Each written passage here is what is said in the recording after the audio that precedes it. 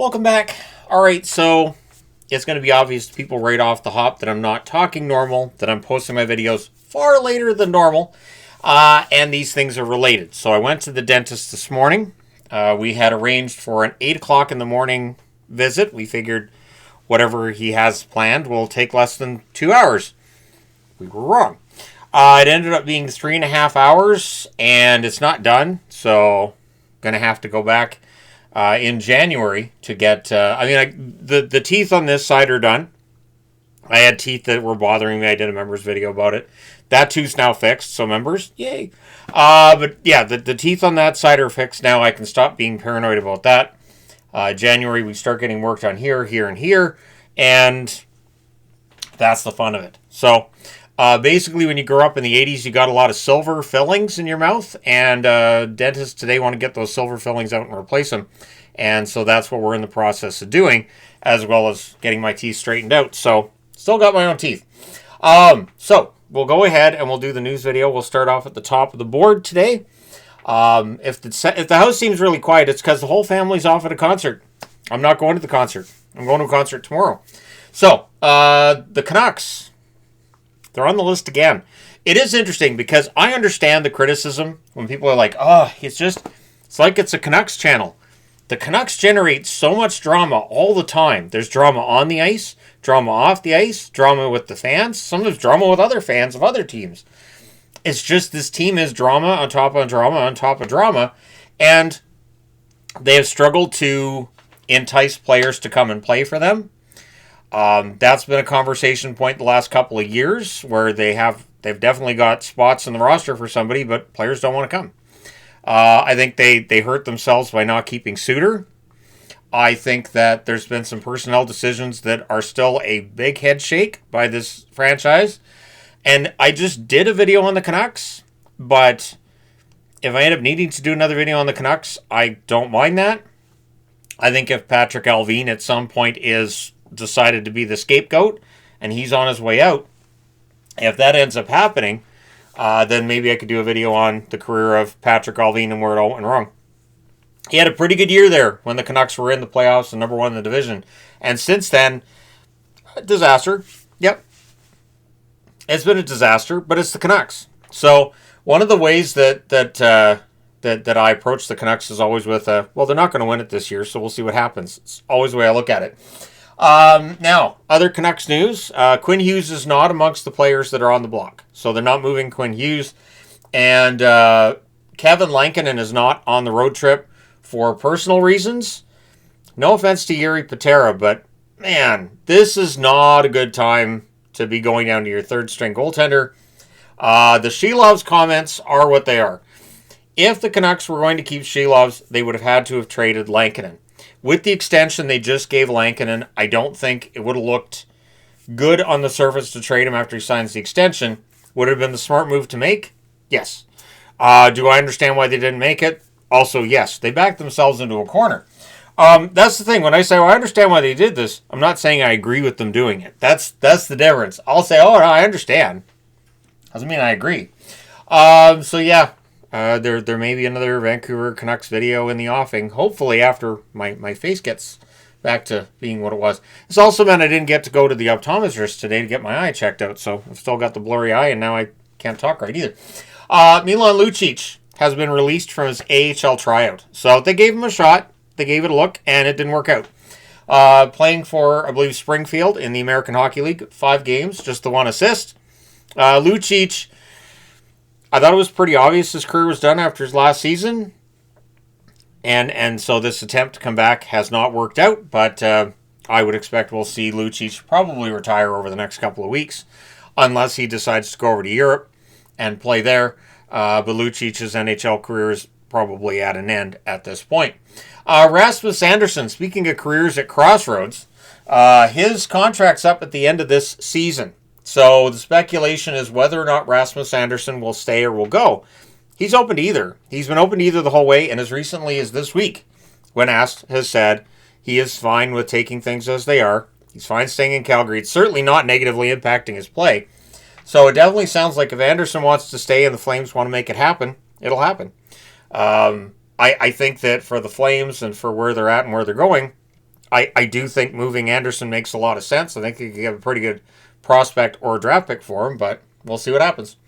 Parssinen of the New York Rangers has been waived. The New York Rangers got back to NHL 500 with a win over the Blues last night, but they're not fooling anybody right now, and the New York Rangers are just, they're kind of a mess. So nice to see them win on home ice, but they lost a couple on the road, and can they continue to win on home ice? They've shown now that they can beat Nashville and St. Louis at home. They need to show that they can hold their own against one of the big guns in the East. Would be nice for the Rangers to show that they're really and truly back. Andrei Svechnikov, a very talented forward who never quite scores as many points as you would expect from Andrei Svechnikov. He has revealed that he deleted social media a couple of years ago. Good on him. I think a lot of hockey players should do that. I know that there are various figures in the sporting world who have done that. I understand it. Totally get it. You just don't want to be on there, then you're not on there.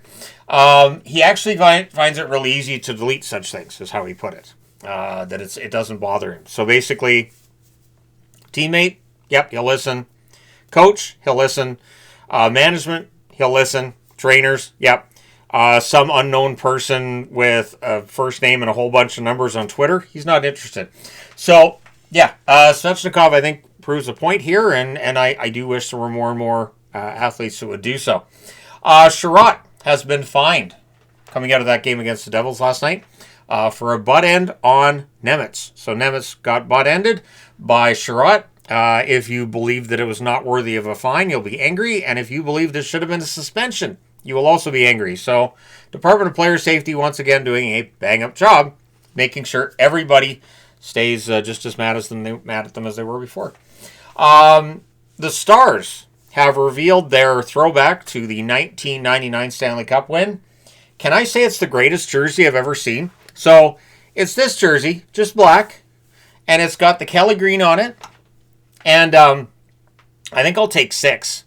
I think that because then I could bring 6 to a meetup. I get various sizes, and then I could just have a team. I could be like, great, this is my team, the Stars. And I'd have to make sure it was people that I didn't think would wreck my jerseys. So, yeah, all kidding aside, though, I'm definitely getting 1. I might be getting 2. Because obviously there's the ones that I use on the set that I don't want to get damaged, and I just wear them for videos, and then I take them off right away. And then there's the meetup jerseys, where I can go out, play street hockey, and sweat them up, and wash them, and everything else. And, treat them like regular shirts. And this Dallas Stars throwback, absolutely fantastic. As Vaughn was getting ready for the concert, I called her in to show her to her. She didn't really care. But what I love is that she feigns she cares. So it's nice. It's nice. Gentlemen, find yourselves a lady who pretends to care. And now there's married guys going, do you pretend that you care? And the wife goes, of course not. I always care. Everything you do is awesome. Anyways, so if you haven't already seen the black version of this jersey, you go check that out. It's fantastic. The Norris Trophy. Question I saw, and I'm going to go ahead and pose it here, and I'm going to answer it here as well. Can anyone challenge Cale Makar for the Norris Trophy? No. Cale Makar, the Norris Trophy, it's his. Unless something crazy happens, have to be an injury to Makar, Werenski going on a ridiculous run beyond just the one he's had this week. Outside of that, I don't think anybody challenges Makar for the Norris Trophy. I think it's 100% his. And, the Colorado Avalanche are just playing some of the best hockey of any team in a very long time. Logan Cooley had a 4-goal game last night. It was the first 4-goal game in the history of the Mammoth. I thought the Mammoth announcers got a little bit too excited about it. And I say that only because 4-goal game is great, but 2 of them were in the empty net. So, yes, it's a 4-goal game, but half of those 4 goals being into an empty net, it's not quite as scream-worthy for me, but good on him. So he becomes the first ever in Mammoth history to reach that mark, which is interesting because I'm sure Arizona had a 4-goal game at some point. Somebody had a 4-goal game. And, of course, that history stayed in Arizona, along with the logos and the branding. Everything else went to Utah, which means they're officially an expansion team. It's weird. So, Cooley gets the first 4-goal game in Mammoth history, and it's nice to see him break out of that slump that he was in. I know the guy's supremely talented. I'm not surprised to see him putting up goals at a ridiculous rate. He's got a good nose for the net. A lot of the time with the younger players, it's confidence. And you can see it in their game that they suddenly figured out that confidence is there. It's one of the reasons Bedard's numbers have gone up like crazy. And Cooley is in that range as well. So, if you're looking for Ryan O'Reilly, the price right now apparently is a first-round pick and an A-level prospect.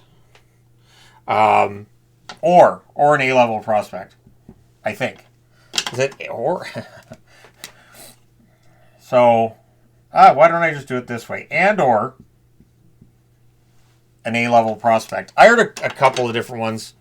But it's a heavy price to pay. But Ryan O'Reilly, we know what he can do in the playoffs, right? So what you're doing is you're going out and getting the 2019 Conn Smythe winner if you get Ryan O'Reilly on your team. I do think he'll attract some interest. I don't think it'll be a first-round pick and an A-level prospect. It might be a first-round draft pick if it's a team that's picking in the middle. It might be an A-level prospect for a team that doesn't have to worry about losing that A-level prospect. I think both would be a lot, but yeah. Nashville, they're kind of open for business in the same vein as the Vancouver Canucks.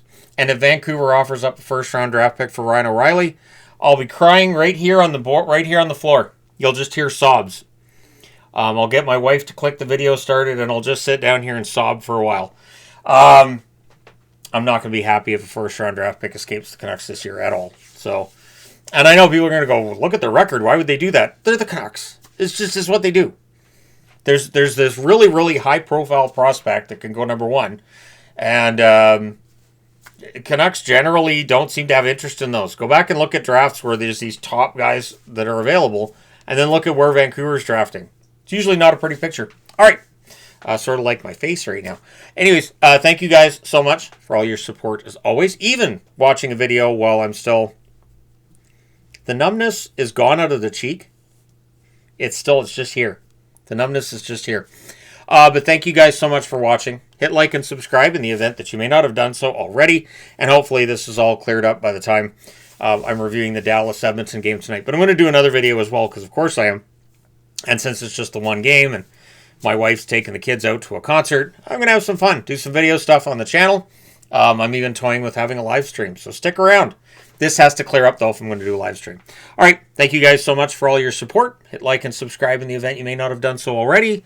I will talk to you again soon.